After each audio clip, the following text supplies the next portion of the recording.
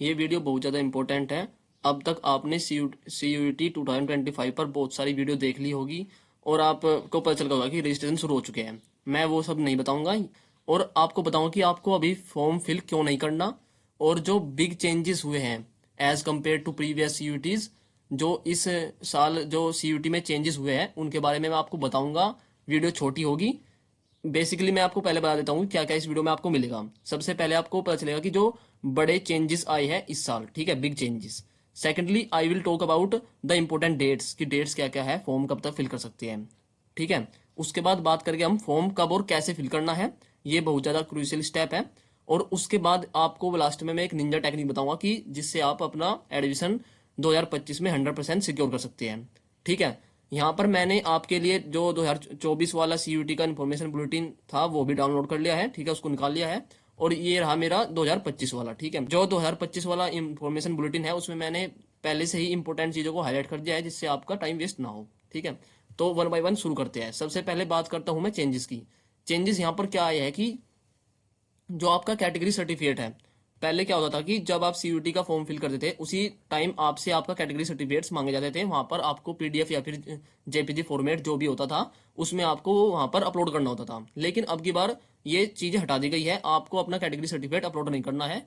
PWD वाले candidates को upload करना है, लेकिन जो SC ST OBC EWS उन सबको अपने कैटेगरी सर्टिफिकेट्स अपलोड नहीं करने हैं, ठीक है। तो ये आपके लिए बहुत ज्यादा अच्छी चीज है। इससे आपको तो कहीं ना कहीं थोड़ा बहुत रिलीफ मिलेगा कि अगर आपके रेडी नहीं है तो आप मे बी उसे बाद में रेडी करा सकते हैं, ठीक है।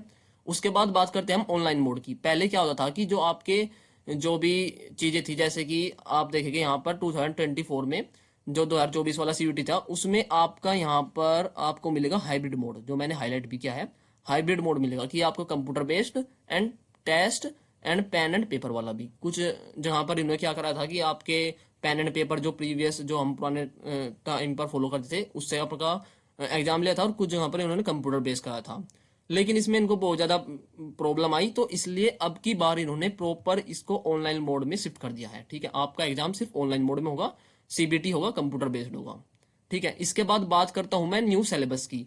ये जो पहले भी चीज़ें थी ये कुछ यहाँ पर लिखी है, आपको अच्छे से दिख जाएगी, ठीक है।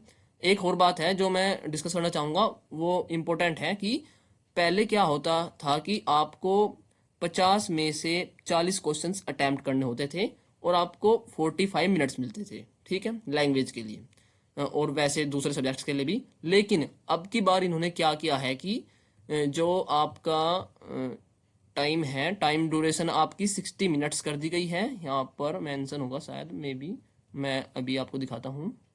आप देख सकते हैं कि CUET 2025 के इंफॉर्मेशन बुलेटिन में क्लियरली मेंशन है कि आपके जो क्वेश्चंस होंगे, टोटल क्वेश्चंस वे 50 क्वेश्चंस होंगे और ऑल क्वेश्चंस आर कंपलसरी, कि आपको सभी क्वेश्चंस अटेम्प्ट करने हैं, ठीक है। अब की बार सारे क्वेश्चंस कंपलसरी है। एंड सेकेंडली जो ड्यूरेशन है वो आपकी 60 मिनट्स है फॉर ऑल टेस्ट पेपर्स। जबकि जो प्रीवियस वन था 2024 का था उसमें क्या था कि आपके 50 क्वेश्चन थे और उसमें से आपको 40 अटेम्प्ट करने थे, ठीक है, यानी कि 10 क्वेश्चंस की रिलैक्सेशन थी। और सेकेंडली 45 मिनट्स के आपका टाइम ड्यूरेशन था फॉर एग्जाम।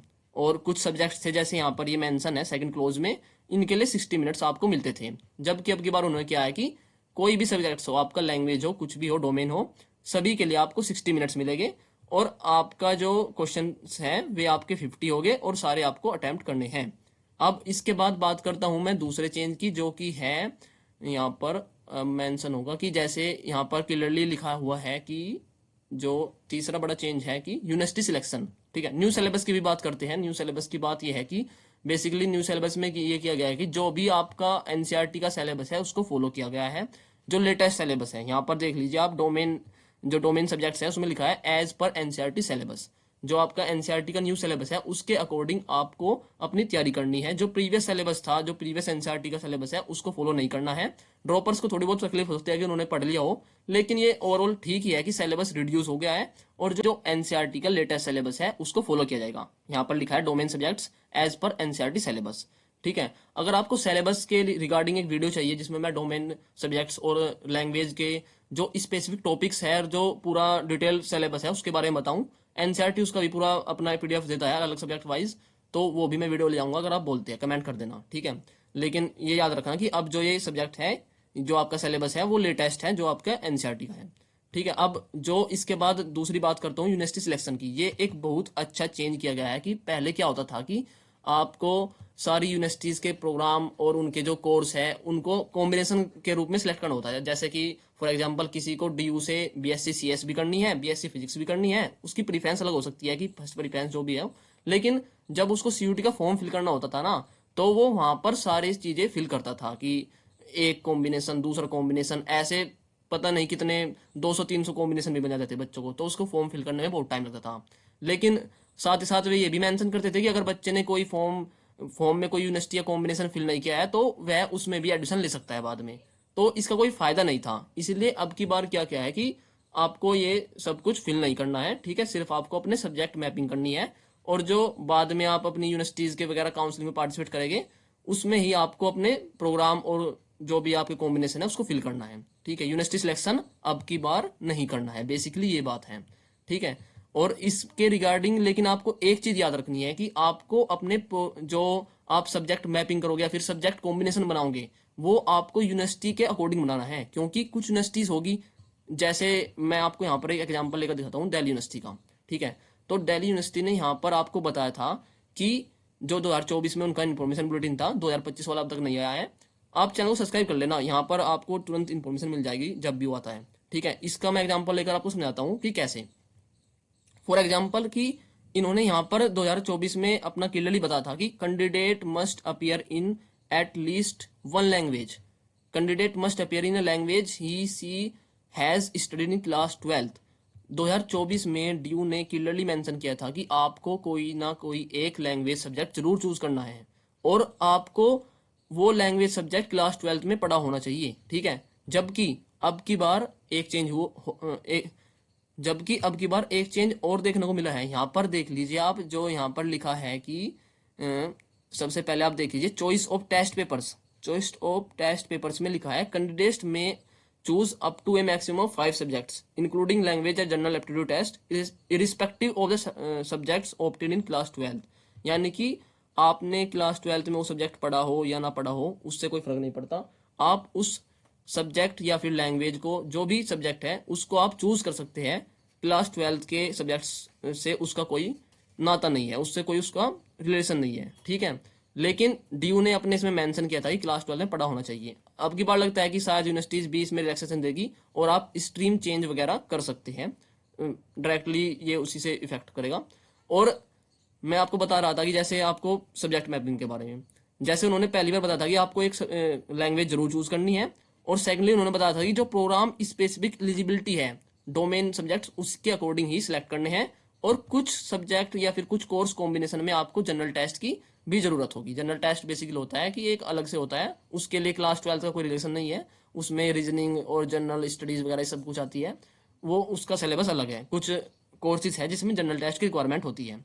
जैसे कि यहाँ पर उन्होंने अलग अलग चीजें बताई है कि लैंग्वेज में क्या है, डोमेन स्पेसिफिक में सब्जेक्ट्स है, और जनरल टेस्ट में ये है। ठीक है, ये वीडियो थोड़ी बड़ी हो जाएगी इसलिए मैं इसे शॉर्ट में रखता हूँ, नहीं तो फिर व्यूज भी कम आते हैं। और अगर आपको वीडियो चाहिए तो मैं एक डिटेल वीडियो बनाऊंगा इसके रिगार्डिंग कि आपको कैसे सब्जेक्ट कॉम्बिनेशन अपना बनाना है, सब्जेक्ट कैसे चूज करने हैं। ठीक है, यहाँ पर जैसे कंप्यूटर साइंस का मैंने एग्जांपल लिया था वैसे स्लाइड्स में, कि इसमें मेंशन था कि आपको एक तो सब्जेक्ट लैंग्वेज लेनी है, सेकेंडली आपको मैथमेटिक्स या फिर अप्लाइड मैथमेटिक्स में से कोई एक जरूर लेना है, और उसके बाद एनी टू सब्जेक्ट लेने हैं आपके डोमेन में से। ठीक है, वो आप कुछ भी ले सकते हैं, फिजिक्स केमिस्ट्री या फिर आपके आर्ट्स के या फिर कॉमर्स के सब्जेक्ट भी हो सकते हैं। बट बेसिकली आपको दो चीज याद रखनी चाहिए कि आपको एक तो लैंग्वेज जरूर लेनी है, ठीक है, एंड मैथ्स और अप्लाइड मैथ्स में कोई एक लेना है, और 2 सब्जेक्ट्स और लेने हैं। उन सब के मार्क्स लेकर आपकी रैंक्स बनेगी और उसके अकॉर्डिंग आपको कॉलेज मिलेगा। तो इससे आप समझ सकते हैं कि ये आपके लिए कितना जरूरी है कि आप अच्छे से सब्जेक्ट्स को फिल करें और उन्हें चूज करें। क्योंकि फॉर एग्जांपल अगर आपने मैथ्स या फिर अप्लाइड मैथ्स सिलेक्ट नहीं किया सीयूटी में और आप उसमें अपीयर नहीं होते हैं, तो फिर आप डीयू में बीएससी कंप्यूटर साइंस नहीं कर सकते, क्योंकि उसके लिए एलिजिबिलिटी है। हो सकता है आपकी बार कुछ एलिजिबिलिटी में चेंजेस आए, लेकिन प्रीवियस ईयर यही था, तो आपको उसके अकॉर्डिंग अपने सब्जेक्ट्स चूज करने हैं। ठीक है, अब इसके बाद बात करते हैं अगली चीज की। अगली चीज है यहाँ पर 100% श्योरिटी की। 100% श्योरिटी से मतलब मेरा यही है कि अगर आपको ये है कि आपको कोई भी कोर्स या कोई भी कॉलेज में जाना है सीयूटी के थ्रू, तो आप बेसिकली अपने मैक्सिमम सब्जेक्ट्स चूज करिए, क्योंकि बाद में बहुत सारी यूनिवर्सिटीज है जिनकी रैंक्स बहुत नीचे जाती है, बहुत कम मार्क्स पर आपको वहां पर एडमिशन मिल जाएगा। उसके लिए जरूरी है कि आप उनकी प्रोग्राम स्पेसिफिक एलिजिबिलिटी पूरी करें, जो मैंने आपको यहाँ पर प्रीवियस एग्जांपल दिया था कि हो सकता है कोई बच्चा बहुत सारे अप टू आप 5 सब्जेक्ट चूज कर सकते हैं। फॉर एग्जांपल अगर आपने 5 सब्जेक्ट चूज किया है और सब्जेक्ट्स ऐसे हैं कि जिस जो आपको मैक्सिमम यूनिवर्सिटीज में एडिशन दिलाने के लिए एलिजिबल करते हैं, तो आपकी जो संभावना है, आपकी प्रोबेबिलिटी है एडिशन की, वो ज़्यादा हो जाती है एज कम्पेयर टू समवन जिसने सिर्फ 1 या 2 सब्जेक्ट चूज किए हैं। कोई बच्चा हो सकता है जिसने सोच लिया कि फॉर एग्जाम्पल कोई यूनिवर्सिटी है जिसमें बीए हिंदी करने के लिए आपको सिर्फ हिंदी का एग्जाम देना है और वो सिर्फ उसी को चूज करता है। अब हो सकता है कि उसको बीए हिंदी में उसके मार्क्स ना हो और इतने मार्क्स पर उसको वहां पर एडमिशन ना मिले, और उस टाइम पर वो सोचे कि मैं बीएससी सीएस ऑनर्स भी कर लूं। लेकिन बीएससी सीएस ऑनर्स के लिए ये प्रोग्राम स्पेसिफिक एलिजिबिलिटी जरूरी है, तो उसको ये सब्जेक्ट चूज करने थे अगर उसके मन में ये है कि मैं दूसरे कोर्सेज करने के लिए भी रेडी हो जाऊंगा। तो बेसिकली यही मतलब है कि आपको मैक्सिमम सब्जेक्ट चूज करने हैं। सब्जेक्ट कॉम्बिनेशन और चूज करने के बारे में एक डिटेल्ड वीडियो बना दूंगा, अगर आप कमेंट करते हैं, आप बताते हैं, प्लीज सपोर्ट करना। वीडियो को मैंने आपके लिए बहुत अच्छी बनाने की कोशिश की है। सेकेंडली मैं कुछ और पॉइंट्स मेंशन किए थे यहाँ पर कि आपको प्रोस्पेक्टस जो यूनिवर्सिटीज के है वो अच्छे से रीड कर लेने हैं, क्योंकि आपको अल्टीमेटली एडिशन यूनिवर्सिटीज में ही लेना है और उनकी काउंसलिंग में पार्टिसिपेट होना है। ठीक है, सीयूटी उसका एक मीडियम है जिसके थ्रू आपको जाना है। और कुछ और पॉइंट्स भी थे जो मैं बताना चाहता था, लेकिन वीडियो ज़्यादा बड़ी हो जाएगी। तो एट द एंड मैं आपसे यही पूछना चाहता हूँ कि सच बताना वीडियो कैसी लगी, और मेरा जो मोटिव है इस चैनल को क्रिएट करने का वो यही है कि कम शब्दों में और ज़्यादा से ज़्यादा जानकारी मिले, और जो ये आपको चारों तरफ से डिस्ट्रैक्ट किया जा रहा है इससे आप बच सकें। और बेसिकली आपको बताऊंगा कि आपको जो फॉर्म है वो कब और कैसे फिल करना है, वो मैं भूल गया था। और उसका जो सही टाइम है वो है कि आपको अपना फॉर्म अभी फिल नहीं करना है, अभी अप्रोक्स आपको 5-6 दिन रुकना है। उसके बाद सारी चीज़ें धीरे धीरे सामने आएगी, और जो साइट पे कुछ इश्यूज है सीयूटी की वेबसाइट पर फॉर्म फिल करने में, वो भी रिजोल्व हो जाएंगे। उसके बाद आपको फॉर्म फिल करना है। अभी फॉर्म की डेट्स है हमारे पास, अभी टाइम है, देख सकते हैं आप यहाँ पर मैंने डेट्स वाला लगाया था कि जो हमारी डेट्स हैं एक बार उनको भी आपको बता देता हूँ। डेट्स बेसिकली आपकी जो है ये online online submission of application form, इसकी डेट्स आपको बताई गई है। 1 मार्च से आपके फॉर्म शुरू हुए हैं, ठीक है, 22 मार्च तक आप फिल कर सकते हैं। तो मैं आपको सजेस्ट करूंगा कि आप अप्रोक्स 10 से 15 मार्च के बीच में अपना फॉर्म फिल कर लेना, ठीक है, वो सबसे बेस्ट टाइम है। उस टाइम पर आपको इन्फॉर्मेशन भी पूरी मिल जाएगी और सारी जो एरर्स है इशू है वे भी रिजोल्व हो जाएंगे। ठीक है, 10 से 15 मार्च के बीच में आप अपना फॉर्म फिल कर लेना। सेकेंडली डेट ऑफ एग्जामिनेशन यहाँ पर इन्होंने बताई है, लेकिन ये टेंटेटिवली है, ये चेंज होती रहती है। 8 मई से 1 जून के बीच में आपके एग्जाम बोले हैं इन्होंने, लेकिन ये आज तक पोस्टपोन होती आई है। ठीक है, अब की बार तो इन्होंने थोड़ा आगे ही दी है खुद ही। पहले तो ये मई में बोले थे कि हम यानी कि मई मिड तक पूरा कंप्लीट कर लेंगे सीयूटी, लेकिन ये थोड़ी पोस्टपोन होकर जुलाई तक भी चली जाती है। बेसिकली आपको अपने फिलहाल बोर्ड पर ध्यान देना है, उसके बाद सीयूटी में लग जाना है। अगर आपको चाहिए कि पूरी गाइडेंस, तो प्लीज़ इस चैनल को सब्सक्राइब करके रखना। यहाँ पर वीडियोस आती है, इन्फॉर्मेटिव वीडियोस डालता हूँ। प्रीवियस ईयर भी बहुत से बच्चों ने इस चैनल के थ्रू एडमिशन सिक्योर किया है DU JNU जैसी यूनिवर्सिटीज में, तो इसलिए सब्सक्राइब कर लेना। Thank you.